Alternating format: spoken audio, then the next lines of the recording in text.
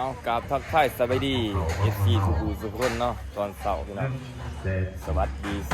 ครับสวัสดีเนาะตอนเสาร์เนาะพี่น้องเนาะทีมงานเฮา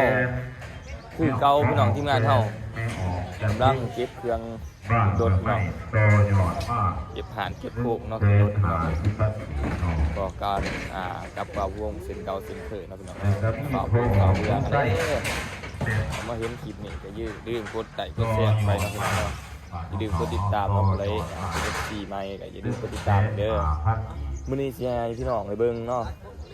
ทีมงานของเราคือเก่าพี่น้องกำลังมากใกล้สิได้เอาพี่น้องใกล้สิสำเร็จเสร็จสิ้นเนาะตอนนี้กำลังเอาตู้ขึ้นพี่น้องตู้ลำโพงตอนนี้เขากับตีกินอยู่ที่บ้านฮอเขาเนาะ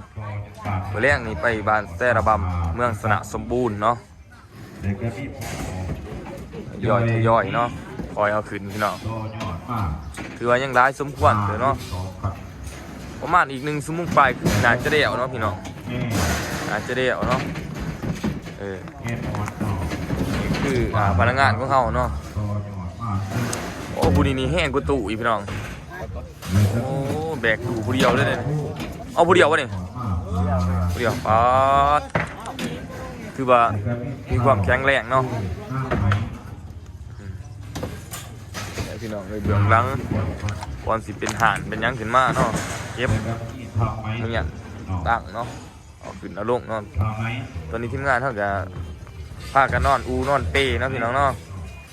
นี่คือบาวกัมพี่เนาะนอนดีอันนั้นคือมือคีย์บอร์ดพี่น้องมือคีย์บอร์ดเนาะคือเกาพี่น้องคือเกาอันก็คือทีมงานของเขาเนี่ยเนาะ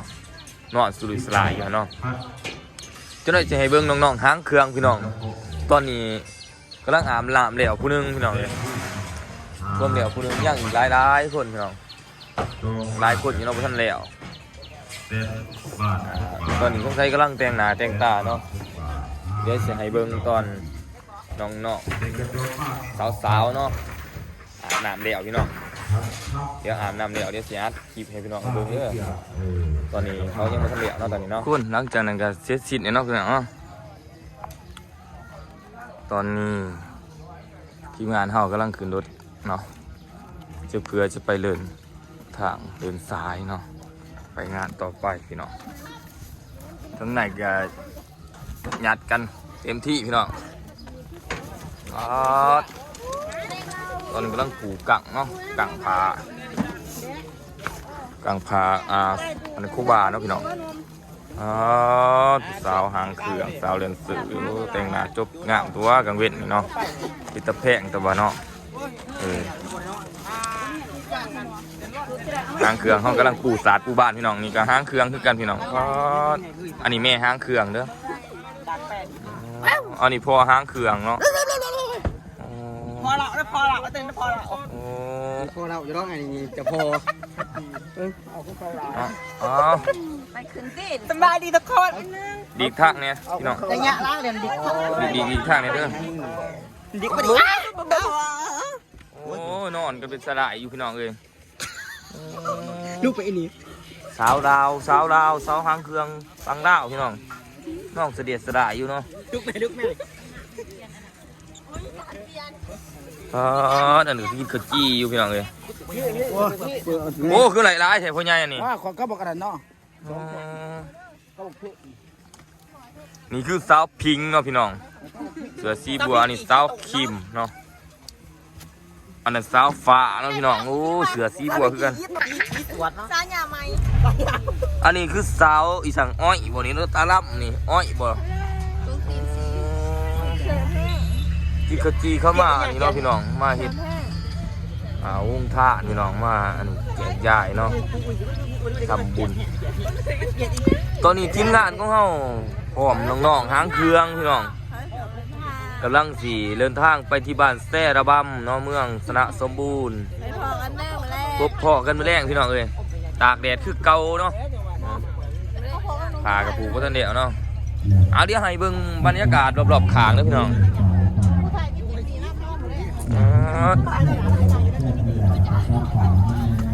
มันดึงอันนี้ก็ต้องผูกูพี่น้อง กูผักกูมู ผูกู จะออกที่แบบนี้มันกี่นี่มันบ่ได้ ผูกูบรรยากาศรอบ กำลังใส่ผ้าคลุมกูบ่า ๆใส่ เป็น ผ้า ที่กลางบ้าง อยู่ เป็นโฮมของมารับแทนครับโอ้ย เป็นโฮมโพโฮมไส้เนี่ยเป็นโฮมอะไรของครูบา เป็นครูบาอาจารย์ผูกเดียวเห็นบ่ผูกเยอะว่าเนี่ยถ้าบาผู้เดียว เป็นยังอีก ถ้าขอเสียประกันครูบาได้ของประหยัดครูบาไหม โมบาปหรอกเพื่อนไห้เฮา บาปแล้วผูกจังได๋ว่าเฮ้ย ทุกคนตอนนี้เฮาก็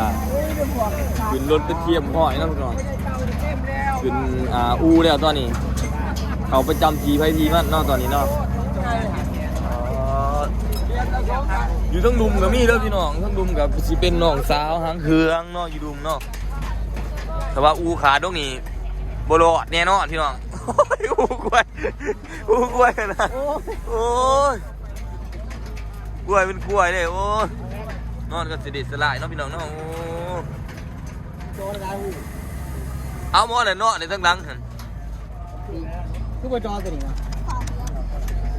บรรยากาศครึมๆพี่น้องว่าอูกับกล้วย เอาแบบสดๆเลยพี่น้องอันให้เบิ่งแบบสดๆเลยเอาพอๆกันในคลิปนะพี่น้องคลิปนี้เด็กตอนนี้กำลังสีนอนพี่น้องเนาะ ใช่ละปั๊ม หอดการหอดงานเดี๋ยวสิอัดคลิปให้พี่น้องในเบิ่งเนาะตอนนี้เขาก็เดินทางประมาณ100กว่ากิโลเนาะสิหอดบอลงานเนาะพี่น้องอย่าลืมกดติดตามไปด้วยพี่น้องเด้อนี่คือว่าเขาพี่นอนดีเนาะอยู่เป็นสัตว์เนาะเพราะว่ามันบ่มีบนสูงเนาะ คันมาตกลงมาเลยครับแม่น ตกลงที่ว่าเจ็บนักพี่น้องเลย พุ่งงอถึง เอาทีมนี้ฟังน้ำเสนีเนาะพี่น้องเนาะอย่าลืมกดไลค์กดแชร์กดติดตามเนาะเพื่อเป็นกำลังใจให้กับบ่าวพุ่งเนาะขอขอบใจ FC ทั้งบางไทยกับฟังลาวเนาะที่เขาปันยอดวิวให้เนาะขอบใจเด้อขอบใจหลายๆเนาะ เ